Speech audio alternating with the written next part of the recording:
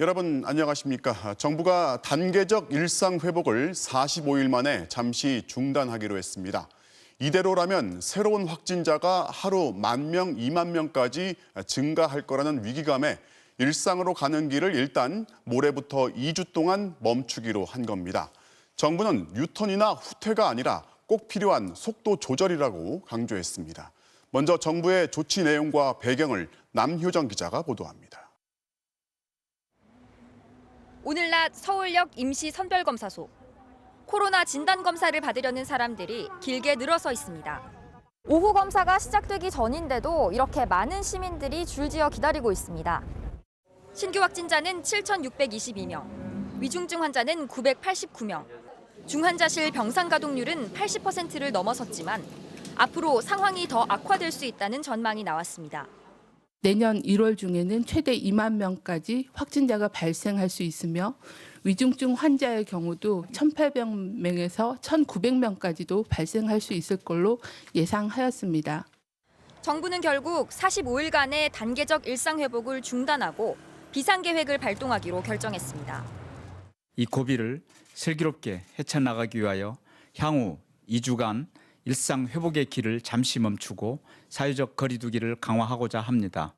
오는 18일 토요일 0시부터 내년 1월 2일까지 약 보름간 강화된 거리 두기가 시행됩니다. 수도권 6명, 비수도권 8명이었던 사적 모임은 전국 어디서든 4명까지만 가능하고 식당과 카페는 밤 9시까지만 문을 엽니다. 거리 두기 기간 동안 3차 접종 확대와 부족했던 병상 준비에 속도가 붙을 전망입니다. 시민들은 일상 회복이 멈춘 걸 아쉬워하면서도 방역 강화가 필요하다는 데에는 대체로 의견을 같이 했습니다. 송년 모임도 많이 할 것 같고 위험할 거라고 생각을 했는데 조금이라도 또 안전하게 될 수 있다면 이렇게 강화하는 게 맞다고 생각합니다. 인원수를 줄이는 거는 좋은데 시간을 줄여서 오히려 사람들이 그 시간 안에서 더 모여가지고 더 위험하지 않나. 문재인 대통령은 방역 조치를 강화하게 돼 국민들께 송구스럽다며 사과하고 재정비를 통해 상황을 최대한 안정시키고 일상 회복의 희망을 지속해 나가겠다고 밝혔습니다. MBC 뉴스 남효정입니다. 우리가 경험했던 거리두기 4단계 정도입니다. 식당, 카페는 밤 9시까지만 영업하고 사적 모임은 4명까지만 가능합니다. 미접종자는 혼자서만 이용할 수 있습니다. 새로운 거리두기의 구체적인 내용을 김하영 기자가 정리합니다. 이번 토요일부터 사적 모임은 백신 접종 완료자 4명만 가능합니다. 지금까지는 식당과 카페에 갈 때 미접종자 1명은 모임에 포함될 수 있었습니다. 하지만 거리두기 조치에 따르면 백신을 아예 맞지 않았거나 한 번만 맞은 사람, 음성 확인서가 없는 사람은 사적 모임 자리에 낄 수 없습니다. 미접종자는 혼자만 식당과 카페에 들어갈 수 있습니다. 감염 확산 상황에서 미접종자를 보호하기 위한 조치라는 게 정부의 설명입니다. 결혼식을 앞두고 상견례를 할 때도 4명을 초과해서는 안 됩니다. 다만 노인, 장애인의 돌봄 인원이 함께 밥을 먹을 땐 인원 제한이 적용되지 않습니다. 다중이용시설 운영 시간은 각각 밤 9시와 10시 두 가지로 나뉘어 적용되는데요.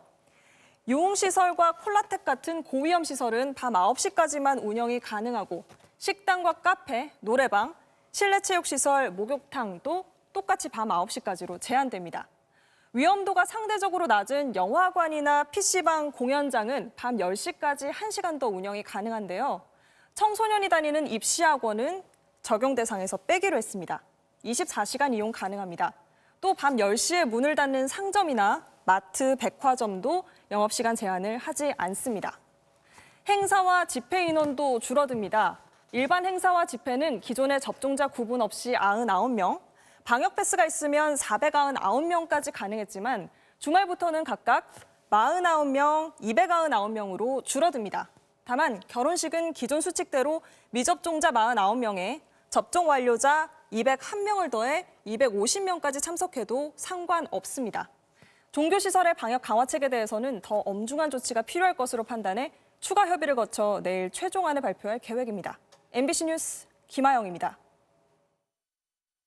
다시 거리두기를 하는 동안 우리는 왜 한 달 반 만에 일상 회복을 멈추게 됐는지 돌아보고 반복하지 않기 위한 준비를 해야 합니다.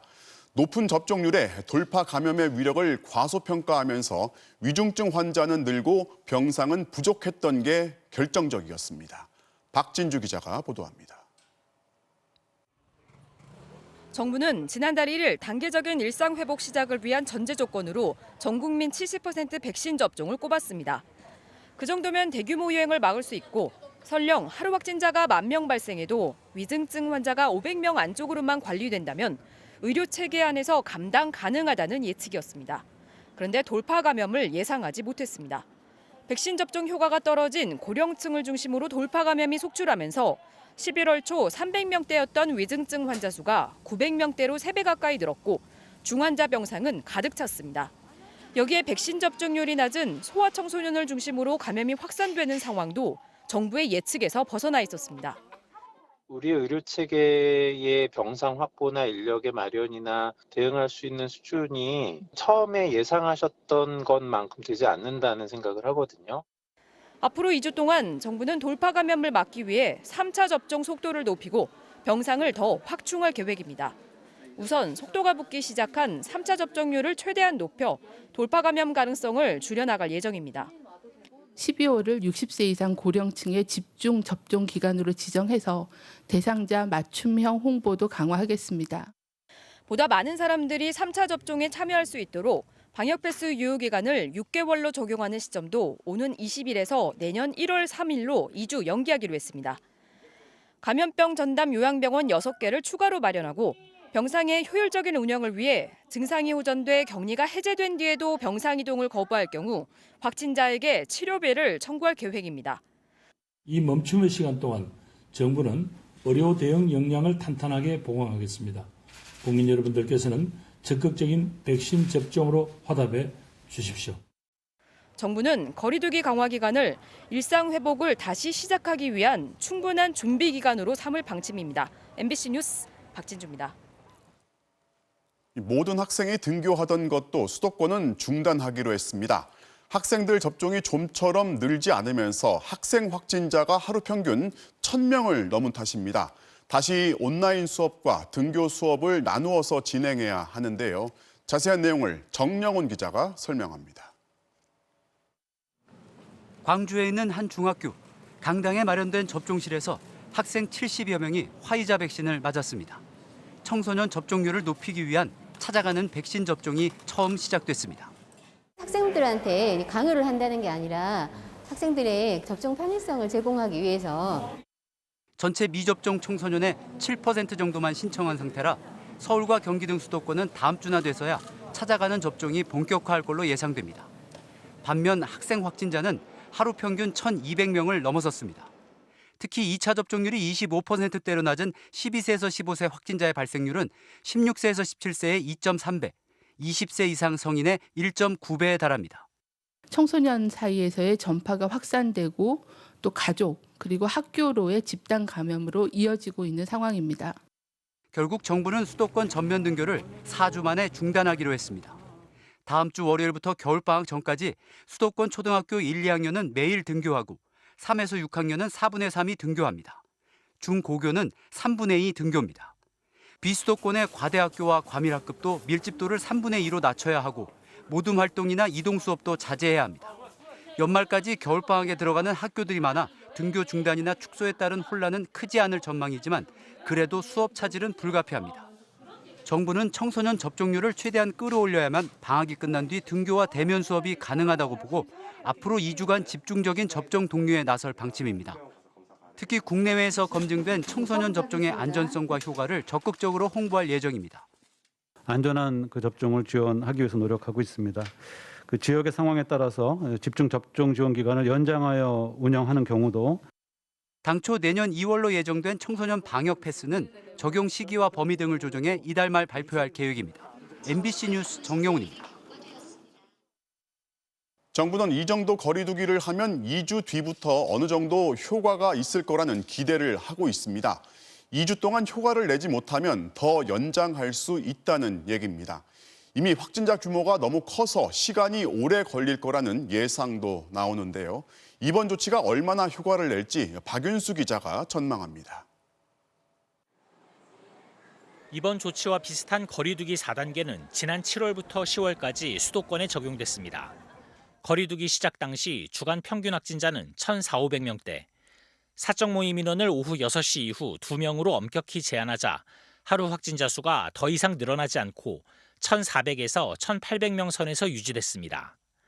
하지만 사적 모임 인원을 6명으로 확대하자 2주 뒤엔 2,000명대로 치솟았고 짧고 굵게 끝내려던 4단계 조치는 112일 동안이나 이어졌습니다. 지금 상황은 그때보다 좋지 않습니다.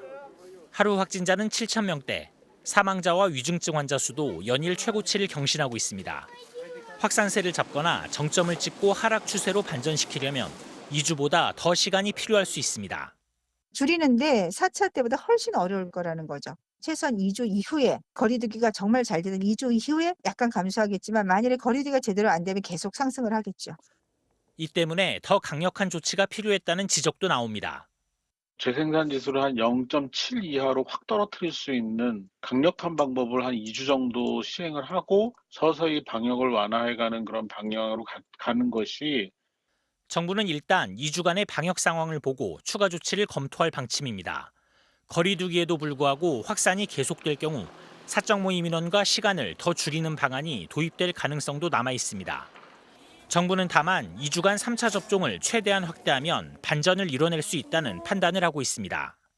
이번에 시행한 사회적 거리두기는 3차 백신 접종 효과로 중환자가 줄어드는 시간까지 중환자 발생을 억제하자 이런 목표를 갖고 있어요.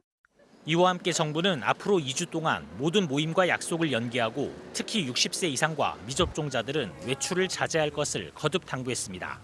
MBC 뉴스 박윤수입니다. 정부는 소상공인 자영업자한테 최대한의 지원을 약속했습니다. 방역 지원금도 신설하고 모임 인원수 제한도 보상하기로 했습니다. 연말 특수를 기대했던 업주들은 업종에 예외가 없는 100% 보상을 요구하고 있습니다. 윤상문 기자가 보도합니다. 제한 시간을 밤 9시로 당겨버린 건 연말 대목을 날려버린 강력한 조치입니다. 여기 음식점에 들어오는 시간이 보통 7시에서 8시 뭐 이때 들어오시면 9시면 아예 받지 말라는 얘기죠, 손님. 전화기가 울리면 이제는 예약을 취소한다는 말이겠거니 자포자기 심정입니다. 그분도 어쩔 수 없잖아요. 저도 알잖아요. 주말 않고 네 그래도 거기다가 뭐라고 하겠어요. 정부는 최대한의 지원을 하겠다고 밝혔습니다. 손실보상금의 하한액을 50만 원으로 올리고 장례식장이나 운동시설처럼 인원 제한으로 피해를 보는 업종으로도 보상 범위를 확대하고 방역지원금도 지급한다고 밝혔습니다. 지정예산, 각종 기금, 예비비를 총동원하여 방역지원금의 지급, 손실보상의 확대, 초저금리 융자지원 등 다층적으로 최대한 지원해 나가도록 하겠습니다. 하지만 지난번 받은 손실보상금은 매출 감소로 인한 피해에는 턱없이 부족했습니다. 빚으로 버텨오면서 연말 장사를 기다려왔는데 다시 손실보상금을 받아도 얼마나 도움이 될지도 회의적입니다. 또 정부에서 뭐 소상공인들 대출 어쩌고 하는데 그 공짜로 우리 보고 빚지라는 거잖아요. 매출이 올라야 그 대출도 갚는 거 아니에요. 여행업 같은 피해 업종은 여전히 보상 사각지대입니다. 이달 초 해외 입국자 격리 조치로 다시 타격이 시작된 데 이어 이번 조치로 연말 국내 여행 특수도 다 날아갔습니다. 이건 말이 안 되고 말장난인 거죠. 정부에서 그런 조치를 내렸기 때문에 여행을 못 가고 안 가는 거잖아요. 그래서 한동안 사무실을 열기가 싫어서 안 나왔어요. 자영업자 비상대책위원회는 정부가 방역 책임을 소상공인들에게 또다시 전가했다. 소상공인연합회는 이번 조치가 돌이킬 수 없는 치명타를 안길 것이라며 유감을 표했습니다. 자영업자들은 사각지대 없는 100% 손실보상을 요구하며 오는 22일 대규모 집회를 계획하고 있습니다. MBC 뉴스 윤상문입니다. 지금부터는 대선 주자들 소식 차례로 알아보겠습니다. 먼저 민주당 이재명 후보는 장남의 상습 도박 의혹을 사실로 인정하면서 아들과 함께 공식 사과했습니다. 도박 중독 치료도 받게 하겠다 이렇게 밝힌 이 후보는 가족들에 대한 무한 검증은 불가피하고 형사처벌 사유가 되면 책임도 질 것이라고 말했습니다. 이학수 기자가 취재했습니다. 이재명 민주당 후보의 장남이 상습 불법 도박을 했다는 내용의 조선일보 보도입니다. 아들 이 씨로 추정되는 인물이 포커 게임 사이트 게시판에 온라인 포커머니 구매와 판매 관련 글을 100건 넘게 올리고 도박장에도 드나들었다는 후기를 남겼다는 건데 이 인물은 스스로를 도박꾼으로 지칭하기도 했다고 전했습니다. 이 후보는 보도 4시간 만에 입장문을 내 글을 쓴 사람은 아들이 맞다고 인정했습니다. 아들이 일정 기간 유혹에 빠졌다며 아비로서 아들과 함께 머리 숙여 사과드리고 도박 중독 치료를 받게 하겠다고도 밝혔습니다. 공식 석상에선 거듭 고개를 숙였습니다. 매우 죄송하다는 말씀 다시 한번 드리고 깊이 사죄드립니다.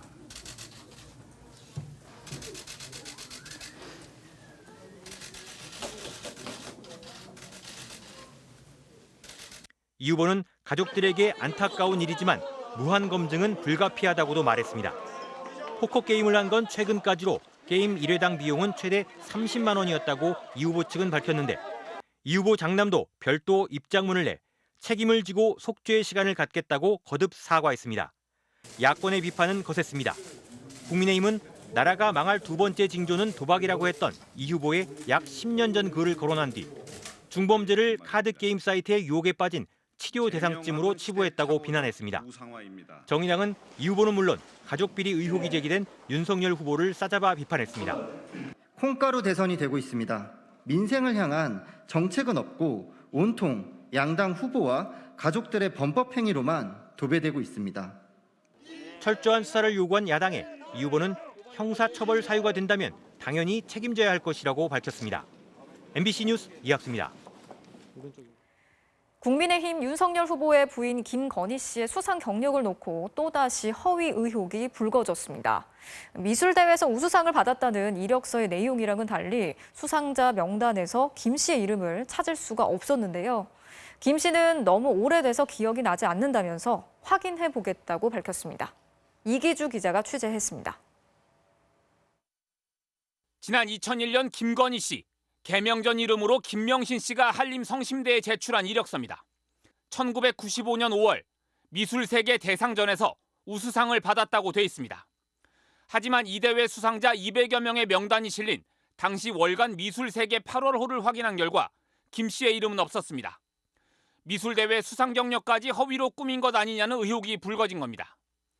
이에 대해 김건희 씨는 너무 오래된 일이라 기억이 잘 안 나서 확인을 해봐야 할 것 같다는 입장을 밝혔습니다. 지난 2003년 한 미술 전시회에 김 씨가 제출한 전시 경력도 논란에 휩싸였습니다. 경력 맨 윗줄에 2003년 삼성미술관이 기획한 전시회를 적었지만 삼성미술관은 그런 전시회를 연 적이 없다는 의혹이 불거진 겁니다. 이에 대해 김건희 씨는 당시 전시회는 삼성미술관이 아니라 분당 삼성플라자에서 했다며 당시 미술계에선 삼성플라자 내 갤러리를 삼성미술관으로 불렀다고 해명했습니다. 의혹이 꼬리를 물자 윤석열 후보는 전체적으로 파악을 해보겠다고 밝혔습니다. 좀 다 파악을 해보겠습니다. 네. 그리고 어느 쪽의 일방적인 주장이 꼭 맞다고 할 수도 없는 것이고요. 앞서 허위 의혹이 제기된 김 씨의 수상 경력이 만들어진 경위도 확인되고 있습니다. 김 씨는 지난 2004년 서울국제만화애니메이션 대상과 대한민국 애니메이션 대상 특별상을 받았다고 대학에 이력서를 냈지만 대회 수상자 명단에 김 씨는 없었습니다. 당시 수상작은 잉글리시호라는 애니메이션 작품이었는데 이 작품 제작자는 MBC와의 통화에서 당시 김건희 씨는 작품 제작에 관여하지 않았다고 말했습니다. 다만 김건희 씨는 이 제작자가 상을 받고 나서 자기 회사를 설립할 때 합류한 걸로 나타났습니다. 민주당은 이런데도 김 씨가 자신도 작품에 기여했다는 거짓 해명을 했다고 비판했습니다. 시상이 다 끝난 뒤에 이 회사에 재직을 한 겁니다. 작품 제작에 깊이 관여하고 상당한 기여를 했다는 것은 명백한 거짓입니다. 민주당은 김 씨의 허위 경력 의혹이 계속 쏟아지고 있다며 김 씨에 대한 고발을 검토 중이라고 밝혔습니다. MBC 뉴스 이기주입니다.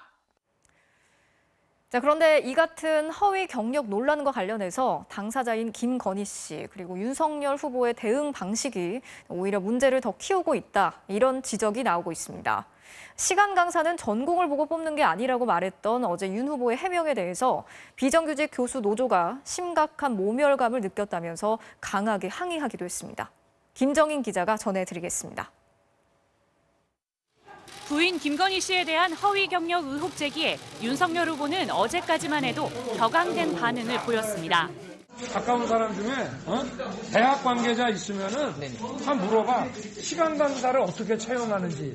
무슨 뭐 채용 비리 뭐 이러는데 이런 자료 보고 뽑는 게 아닙니다. 그 현실을 좀 잘 보시라고. 논란이 커지자 김건희 씨는 집 앞에서 만난 기자의 질문에 사실관계를 떠나 사과드린다는 짧은 입장만 밝혔습니다. 윤 후보는 송구한 마음을 갖는 게 맞다고 한 발 물러서면서도 여권의 기획공세란 주장을 굽히지 않았습니다. 이를 두고 잘못을 인정하지 않는 희한한 사과다, 유체이탈식 화법이란 비판이 나왔고, 특히 시간 강사는 전공을 보고 뽑는 게 아니라는 해명엔 비정규 교수 노조가 직접 나서 반발했습니다. 이들은 전공과 경력을 보지 않고 채용하는 게 말이 안 되고 또 강사들에게 심각한 모멸감을 주는 거라며 당사를 찾아와 항의했습니다.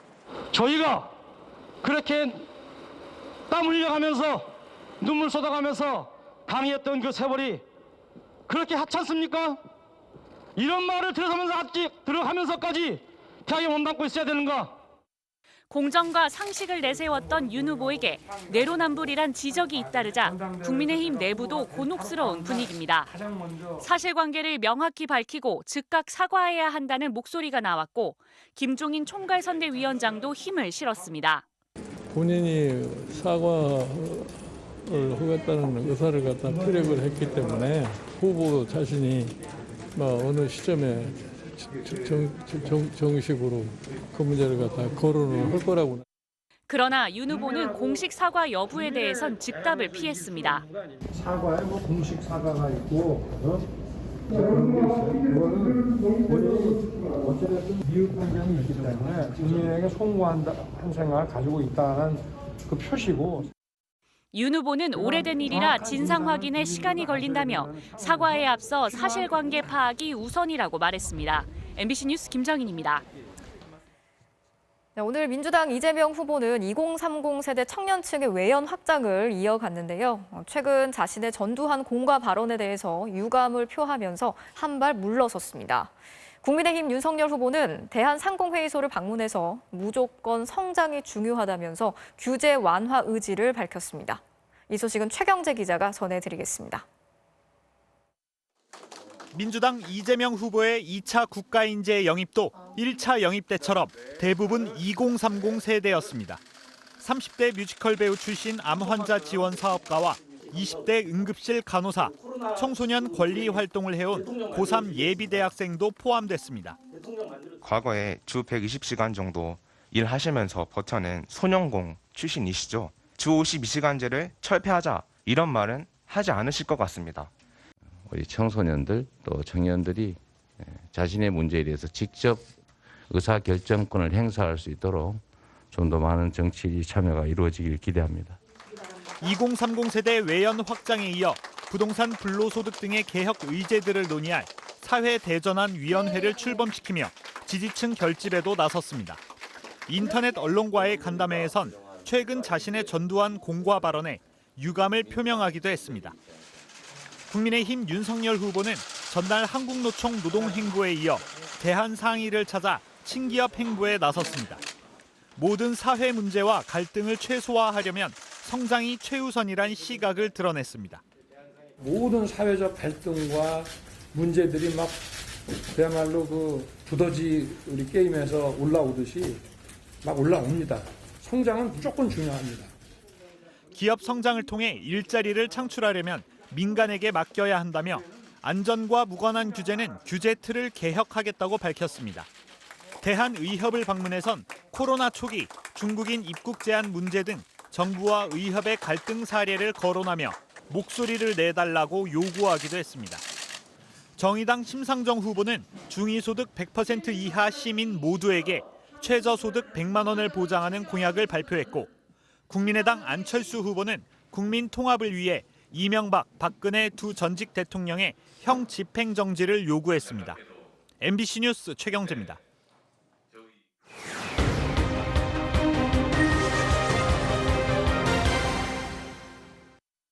제보는 MBC입니다. 지난달 숨진 고 전두환 씨 측이 최고급 나전칠기 가구 여러 개를 장인들의 물건만 거래되는 시장에 내놨다는 제보가 들어왔습니다. 해당 가구들은 무형문화재인 고 김태희 선생의 유작들인데 이 값을 따지기도 어려운 명품들이라고 합니다. 이 가구들이 어디서 온 건지 임상재 기자가 추적해봤습니다. 수소문 끝에 고 김태희 선생의 나전칠기 가구가 있다는 전시장을 찾아가 봤습니다. 매장에 들어가자 가장 안쪽에 12자 크기 3.6m짜리 화려한 나전칠기 자개장롱이 모습을 드러냅니다. 장수를 상징하는 소나무와 학, 거북이 같은 십장생이 촘촘히 새겨졌습니다. 노란색 새는 금가루를 뿌려 표현했습니다. 가구를 세워놓으면 보이지 않는 옆면까지도 한자 그림으로 장식했습니다. 나전칠기로 십장생을 그린 이 장롱은 국가 중요 무형문화재였던 나전칠기장 고 김태희 선생이 지난 1984년 만든 작품입니다. 6년 동안 하나하나 손으로 만들었는데 보통 쓰는 두꺼운 조개 껍데기가 아니라 특별히 얇은 걸 사용해 예술성을 높였다고 합니다. 그렇게 정교하게 하시는 분들이 몇 사람 안 된 줄로 압니다. 부르는 게 값이겠어요. 예. 김태희 선생님은 그랬습니다.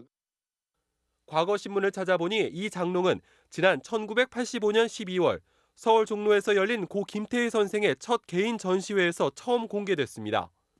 당시 일간지는 시가 3억 원의 장롱이 가장 눈길을 모은다며 이미 중동의 부호와 상담이 오가고 있는 이 장롱은 전통을 바탕으로 한 현대 나전칠기 공예의 극치를 보여준다고 보도했습니다.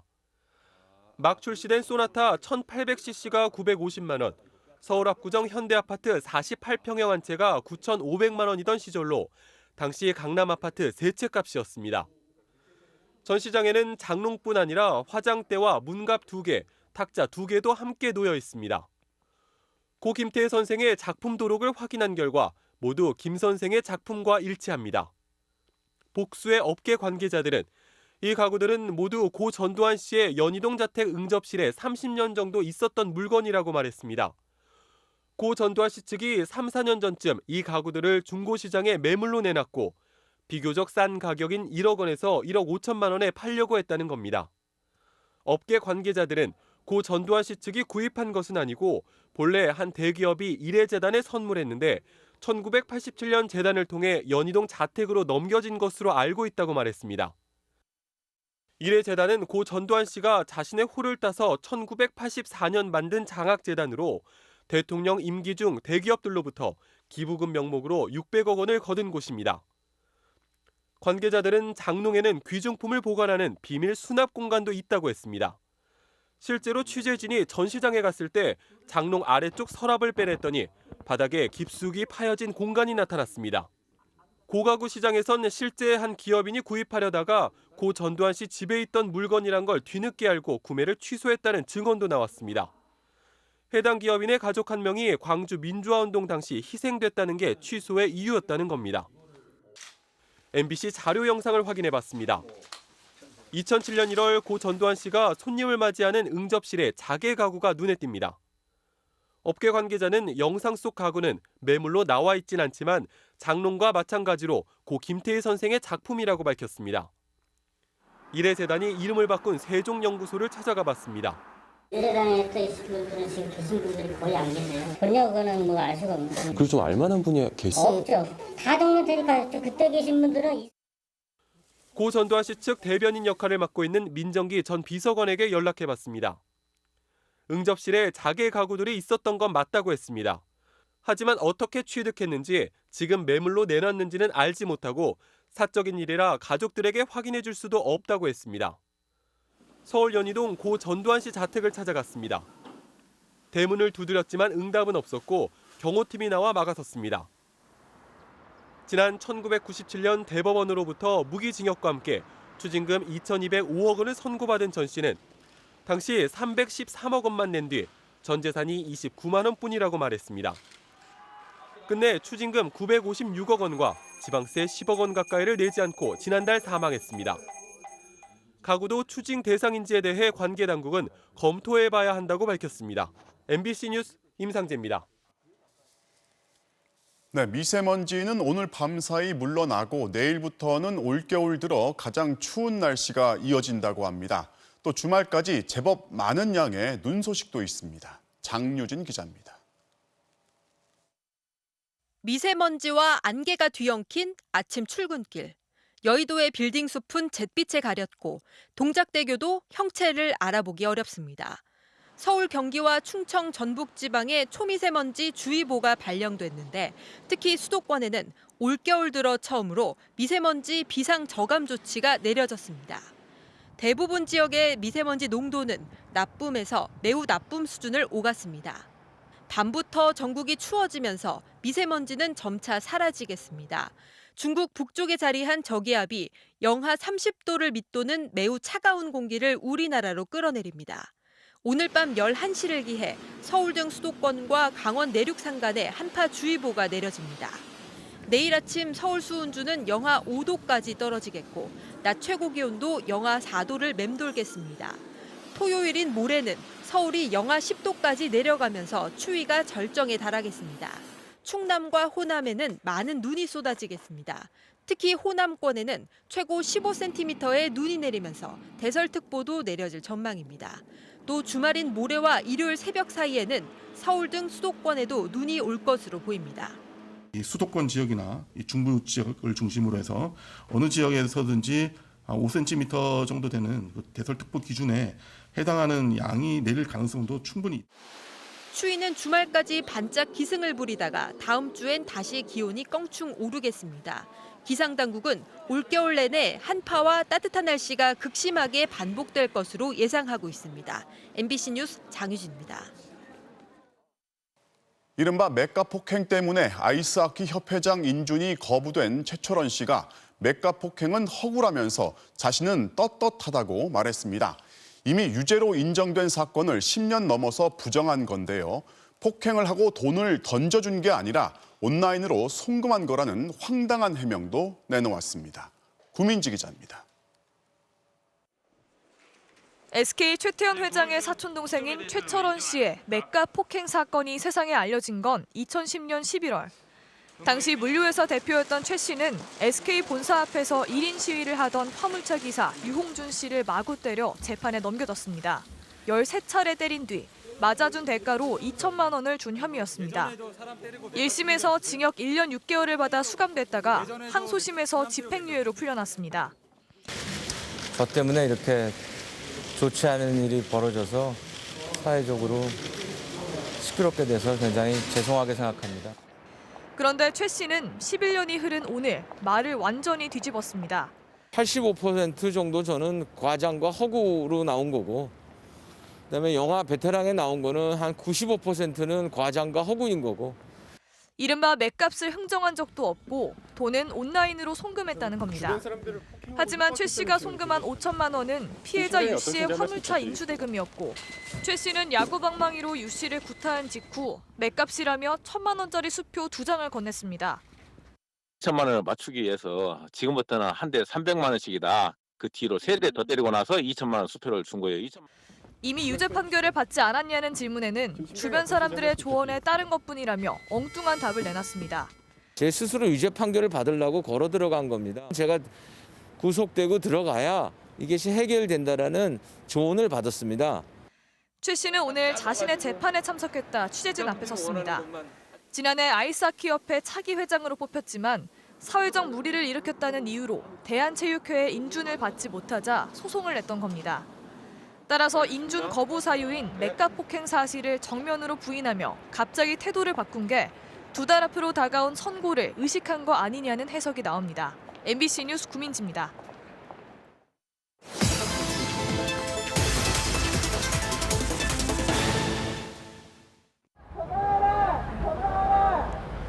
바로 간다 인권사회팀 정혜인 기자입니다. 추운 날씨지만 이곳 신한은행 본점 앞에는 어르신들이 나와 있습니다. 어르신들의 요구는 한 가지. 살고 있는 아파트에 있는 은행 지점을 디지털 지점으로 바꾸지 말아달라는 겁니다. 어르신들은 디지털 지점이 되면 입출금 같은 간단한 일조차 보기 어려워질 거라 우려하고 있는데요. 왜 어르신들이 두려워하는 건지 어르신들과 함께 이미 설치된 디지털 지점을 바로 찾아가 봤습니다. 83살 한난수 할머니와 함께 계좌를 만들러 가까운 은행 지점을 찾았습니다. 안내 직원 한 명뿐인 디지털 지점입니다.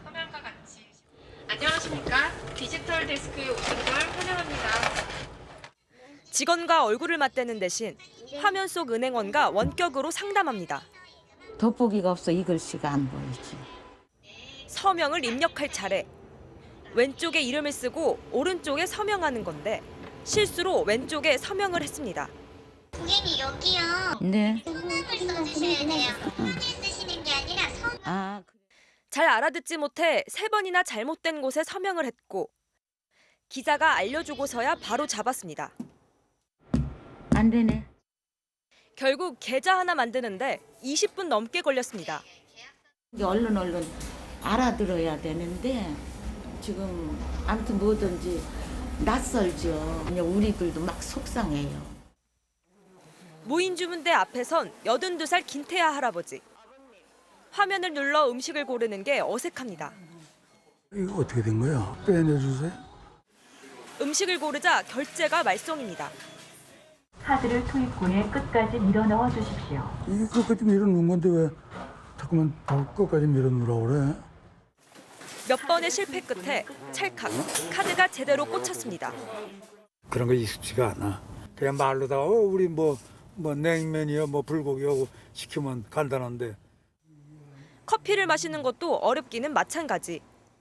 주문하기를 눌러주세요. 뭐? 지문 뭐 눌러? 뭘? 지문을 못 누르려고 그래?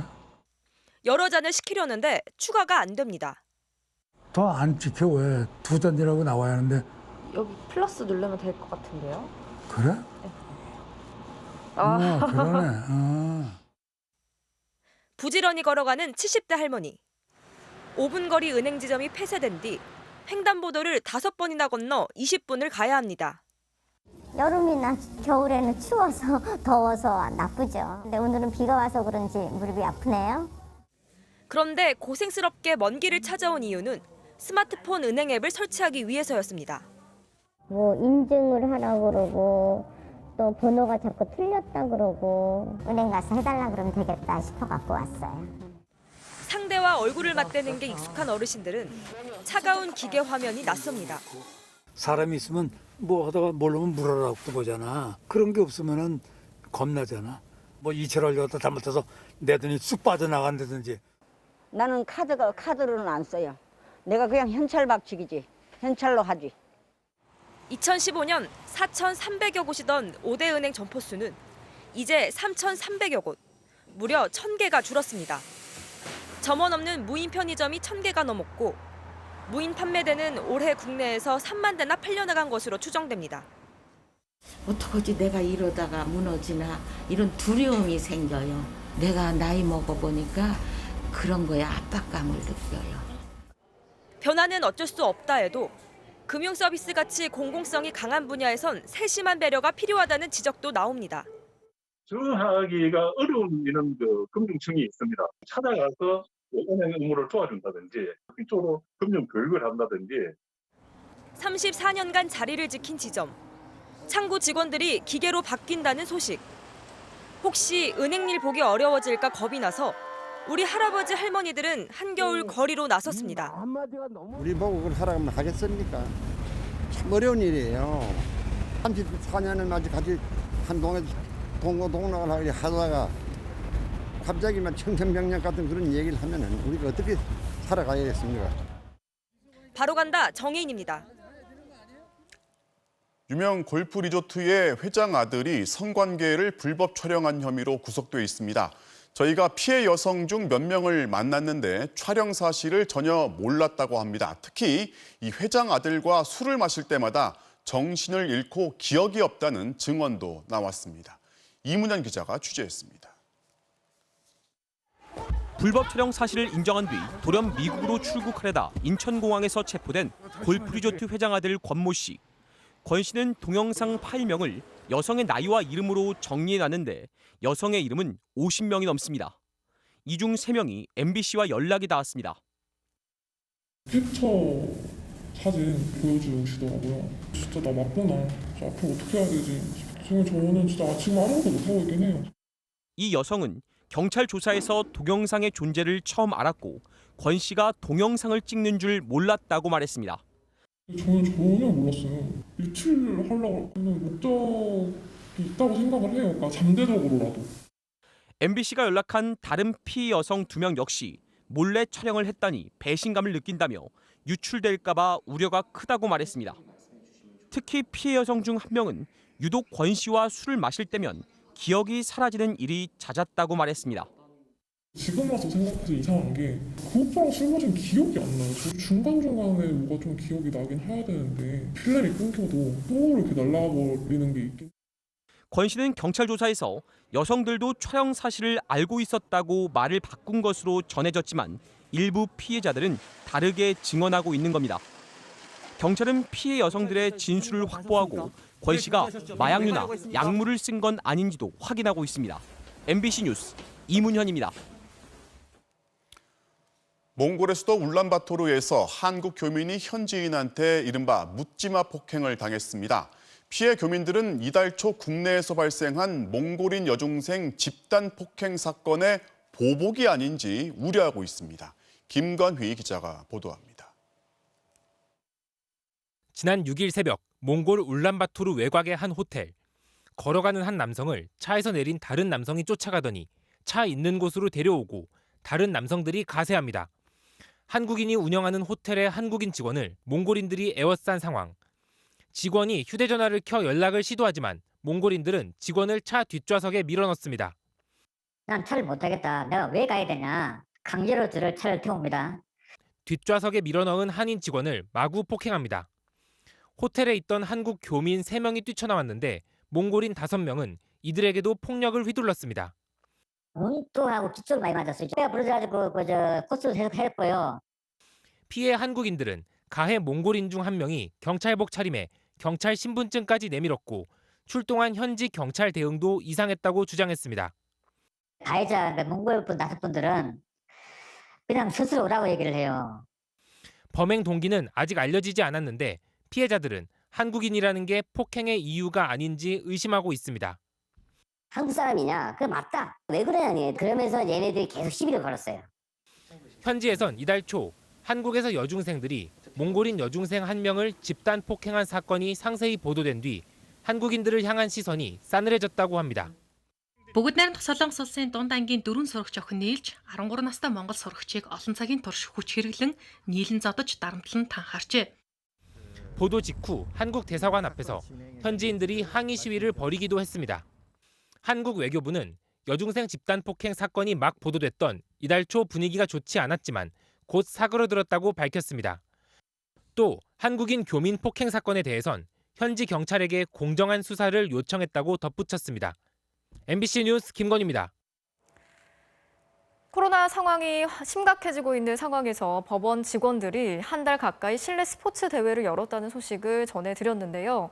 어제까지만 해도 비공식 행사라던 법원은 하루 만에 공식 행사였다고 갑자기 말을 바꿨습니다. 방역수칙 위반을 피하기 위한 꼼수라는 지적입니다. 윤웅성 기자가 취재했습니다. 피클볼 대회 결승전이 열린 대전지법 천안지원. 40명이 넘는 직원들이 다닥다닥 붙어서서 응원을 벌입니다. 보도가 나가자 천안시는 사적 모임 제한 등 방역수칙 위반 여부를 파악하기 위해 대전지법 천안지원에 보건소 직원을 급히 보냈습니다. 일단은 여기 어떻게 된 상황인지 한번 설명 들어보고 이야기 한번 들어보려고요. 지난달 22일부터 한 달 가까이 한 번에 직원 20명 안팎씩 모여 일주일에 3번 이상, 많을 때는 거의 매일 부서별 경기를 벌였습니다. 법원장 등은 취재진에게 어제 행사는 직원들끼리의 친목 도모일 뿐 공식 행사는 아니라고 해명했습니다. 거듭된 확인에도 지원장 결재는 없었다고 강조했습니다. 계획은 저희가 했으니까 결재까지 다 받으셨어요? 아니 원장님도 알고는 계시죠. 하지만 법원은 보도가 나간 뒤 피클볼 대회가 공식 행사였다고 말을 바꿨습니다. 법원 관계자는 부서별 대항전은 당연히 공식 행사라면서 50인 미만 행사는 기관장 승인하에 가능하다는 입장을 다시 보내왔습니다. 그러면서 갑작스러운 취재에 직원들이 당황해서 어제 잘못 해명했다고 덧붙였습니다.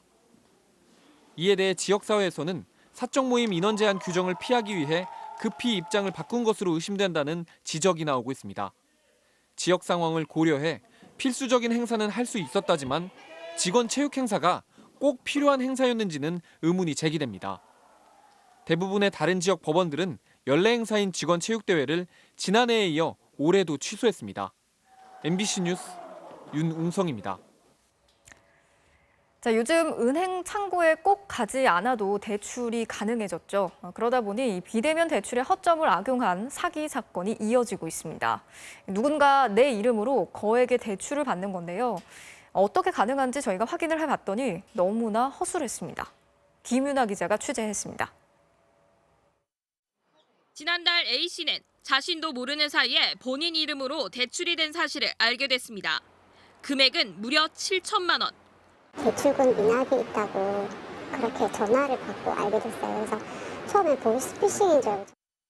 경찰 수사 결과 몇 달 전 휴대전화를 개통하면서 대리점 직원에게 신분증을 건네준 게 화근이었습니다. 이 직원은 A씨를 포함한 5명의 신분증으로 3억 1,500만 원을 몰래 대출받은 혐의로 구속됐습니다. 신분증을 복사해가지고 피해자 명의로 휴대폰을 개통한 거지. 그 휴대폰 가지고 공인인증서 만들고 비대면 대출 이루어진 거. 다른 사람의 신분증과 휴대전화만 있으면 대출이 가능한 걸까? 보도국 직원의 협조를 받아 직접 남의 명의로 비대면 대출을 실행해봤습니다. 이 직원의 신분증과 휴대전화만 있으니 모바일 앱을 통해 신규 계좌를 만들 수 있고 공동인증서 발급도 가능합니다. 신분증 사진을 가려도 엉터리 사진을 넣어도 그냥 통과됩니다. 분실 신고된 주민증도 발급 일자를 수정하니 문제 없습니다. 대면으로 만약에 만나면 그 카드 리더기는 절대 이게 인식이 안 되는 거거든요. 그러면 비대면에서 발급 일자를 수정을 하면 되거든요. 수천만 원을 빌리는데도 본인 인증 절차는 너무 허술합니다. 대면 대출을 받을 때는 신분증과 주민등록 등본을 제출하고 직접 얼굴을 보고 본인임을 확인하지만 비대면 대출은 신분증 사본과 공동인증서만 있으면 끝납니다. 보다 적극적으로 본인인지 확인할 수 있는 영상통화는 대다수 은행이 의무화하지 않습니다. 만 65세 넘는 분들만 통화를 하게 되고 이거는 타인이 할 수가 있으니까 그렇게 통화를 하고요. 최근 비대면 대출 사기를 벌이다 부산, 대구에서 3명이 구속됐는데 이들에게 피해를 입은 사람은 확인된 것만 19명, 금액은 9억 원에 달합니다. 제 카드가 막혀가지고 저도 지금 생활이 안 되고 있어요. 카드사랑 그다음에 거기 지금 꾸준히 핸드폰으로 연락이 오고 있어요. 하지만 현재 피해자가 할 수 있는 것, 수년간 법정 싸움을 거쳐 확정 판결문을 받은 뒤 금융위원회에 이의 제기하는 것뿐입니다.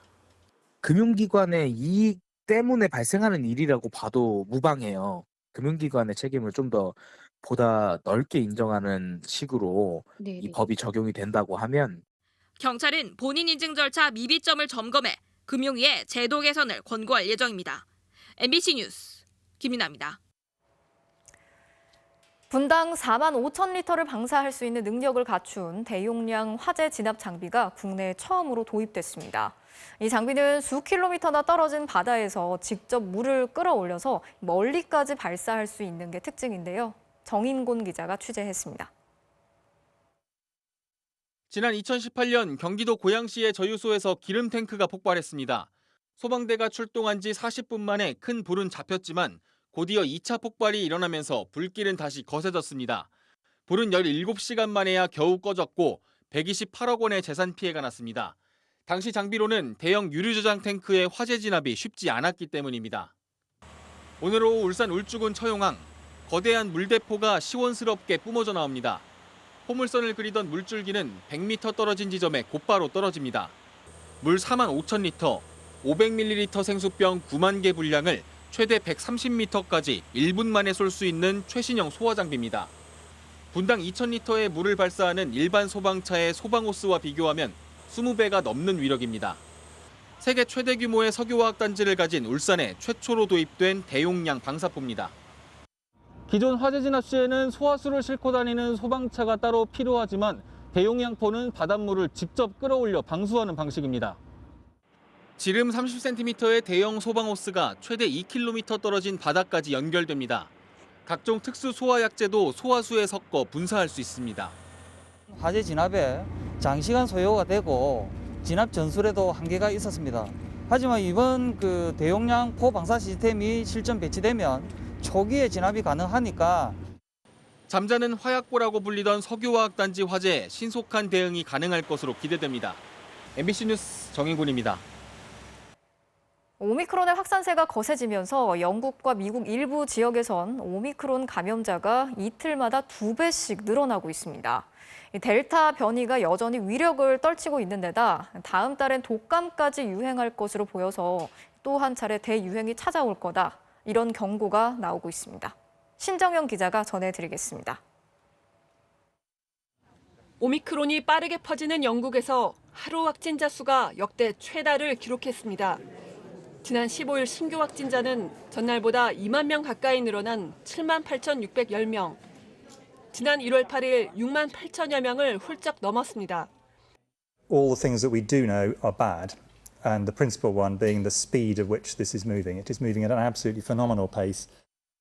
런던에서는 신규 확진자의 52%가 오미크론에 감염된 걸로 파악됐습니다. 델타를 제치고 우세종이 된 겁니다. 영국 일부 지역에선 오미크론 감염자가 이틀도 안 돼 2배씩 급증하며 의료 시스템을 압박하기 시작했습니다. The doubling rate of Omicron in some regions is now down to less than 2 days, and I'm afraid we're also seeing the inevitable increase in hospitalizations. 유럽 질병통제센터도 내년 1, 2월엔 오미크론이 유럽에서 우세종이 될 것으로 전망했습니다. 미국도 상황은 비슷합니다. 미국 내 오미크론 감염자는 전체 확진자의 3% 정도로 일주일 전보다 7배 이상 늘었습니다. 최소 36개 주에서 오미크론 감염이 확인됐는데 전파 속도가 워낙 빨라 곧 델타를 앞지를 거란 관측이 나옵니다. Early data suggests that Omicron is more transmissible than Delta, with a doubling time of about 2 days. 미국 보건당국은 다음 달엔 오미크론과 델타, 독감까지 동시 유행하는 3중고에 직면하게 될 거라며 의료 체계가 마비될 수 있다고 경고했습니다. 앤서니 파우치 백악관 수석 의료고문은 3차 접종이 오미크론에 대한 방어 효과를 높인다면서 오미크론 전용 백신은 현재로선 필요 없다고 밝혔습니다. MBC 뉴스 신정연입니다.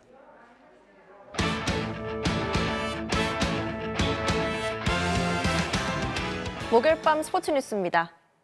IBK 기업은행의 새 사령탑으로 선임된 김호철 감독이 선수단과 첫 상견례를 갖고 본격적인 훈련에 들어갔습니다. 송기성 기자입니다. 이탈리아에서 돌아와 자가격리를 끝낸 김호철 감독은 한 걸음에 선수들을 만나러 왔습니다.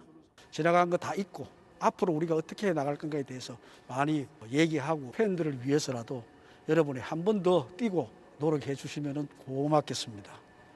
처진 팀 사기를 끌어올리고 호랑이 선생님 같은 딱딱한 이미지를 벗기 위해 김호철 감독은 시종일관 유쾌한 분위기를 유도했습니다. 개개인의 능력을 최대한 살려서 좀 여러분이 보시기에 유쾌한데 하는 그런 배구를 한번 해보고 싶습니다. 조성화에 대한 계약 해지로 주전 세터 공백이 생긴 만큼 과거 컴퓨터 세터로 명성을 날렸던 김 감독은 김학영과 이진 두 세터를 가장 먼저 불러 모았습니다. 손동작 하나하나까지 잡아주는 원포인트 레슨을 훈련 내내 이어갔습니다. 생각보다 편하게 대해주시고 세세하게 잘못된 것부터 어떻게 해야 하는지 다 자세히 얘기해 주셔서 김 감독은 김산희 코치가 여전히 코칭 스태프 명단에 올라있다는 보도에 대해선 단호하게 선을 그었습니다. 저는 못 들었습니다. 그리고 못 들은 걸로 하겠습니다. 순리가 있는 겁니다. 그런데 그 순리대로 살아갈 겁니다. 새 외국인 선수 산타나도 자가격리를 마치고 팀에 합류한 가운데 김호철 감독은 이틀 뒤 흥국생명을 상대로 데뷔전을 치릅니다. MBC 뉴스 송기성입니다. 이른바 맥값 폭행 논란으로 아이스하키 협회장 인준이 거부돼 대한체육회와 소송 중인 최철원 씨가 인준 거부는 체육회와 이기흥 회장의 농간 때문이라고 밝혀 파문이 일고 있습니다. 이명진 기자입니다. 아이스하키 협회장 지위를 확인해달라는 소송에 최종 변론을 마치고 나온 최철원 대표는 작심한 듯 이기흥 대한체육회장을 향해 직격탄을 날렸습니다. 이기흥 회장이 그 두 번째 임기를 시작하면 바로 인준을 할 테니까 2월 달에 올려달라. 그리고 대한체육회 회장이 되시고 나서 이제 또 얘기가 달라지는 게 전 그래서 그분의 농간 아닌가. 작년 12월 아이스하키 협회장 당선 당시엔 체육회가 인준에 아무 문제가 없다고 했지만 올해 2월 배구 쌍둥이 자매 학교 폭력이 불거지며 체육계 폭력에 대한 여론이 악화되자 결정을 뒤집었다는 겁니다. 자기 이름 나오고 공격당하고 그거 싫으니까 배구 얘기 나온 김에 그냥 갑자기 그 소명 기회와 이런 거 없이 그냥 인준 거부 이게 나온 겁니다. 오히려 체육회에서 법적 대응을 일절 안 할 테니 소송으로 가면 해결될 거라며 권유까지 했다고도 했습니다. 그러면서 인준 거부의 사유가 된 사회적 무리, 이른바 맷값 폭행도 사실이 아니라고 했습니다. 제가 둘겨 패고 돈을 던져줬다. 그것도 다 허구고 자식 키우는 아버지로서 50평생 살면서 대한민국에서 내가 한 행위에 나는 90%, 80% 이상이 나는 떳떳하게 살아왔다는 사람이고 그래서 얼굴 들고 살아요. 최 대표의 주장에 대해 이기흥 회장은 사실무근이라며 맞섰습니다. 당선 이후에 인준을 해주시기로 했다 이렇게 좀 주장을 하시던데. 그런 얘기는 없고 우리 홍보부장을 통화하세요. 예, 곤란한데 지금 회의 중이야지. 체육회는 당시엔 체육회장 선거를 앞두고 직무 대행 체제였기 때문에 인준을 늦췄을 뿐 인준을 약속한 건 아니라는 입장을 밝혔습니다. MBC 뉴스 이명재입니다. 끝날 때까지는 끝난 게 아니었던 극장골 퍼레이드로 토플레이 출발합니다. 4.5초를 남기고 석점 뒤진 오클라호마 시티. 9m가 넘는 거리에서 던진 석점 슛이 그대로 림을 통과합니다. 연장 가나요? 이제 남은 시간은 1.4초. 뉴올리언스의 마지막 기회인데요. 잡자마자 던졌는데 그대로 들어갔어요. 무려 18.6m짜리 버저비터. 경기장 아주 난리가 났습니다. 최근 25년 동안 최장거리 기록이라네요. 뛰는 놈 위에 나는 놈이 있다는 말이 이런 거겠죠. 카타르에서 열린 아랍컵 준결승입니다. 후반 멋진 선제골을 터뜨린 알제리. 90분이 모두 지났는데 추가 시간이 무려 9분이에요. 알제리 감독 황당해하는 모습인데요. 카타르도 포기하기 이르죠. 추가 시간 7분에 기어코 극적인 동점골이 터집니다. 이 팬은 거의 쓰러지는데요. 하지만 VAR로 경기가 지연되면서 추가 시간도 한참이나 지났는데요. 추가 시간 15분 페널티킥이 나옵니다. 실축에도 그대로 밀어넣으면서 추가 시간 17분에 극장골을 터뜨린 알제리가 결승에 오릅니다. 극장골을 뛰어넘는 극장골이네요. 지금까지 토플레이였습니다. 분데스리가 호펜하임의 기막힌 뒤꿈치 슛입니다. 등 뒤에도 눈이 달렸나요? 목요일 밤 스포츠 뉴스였습니다.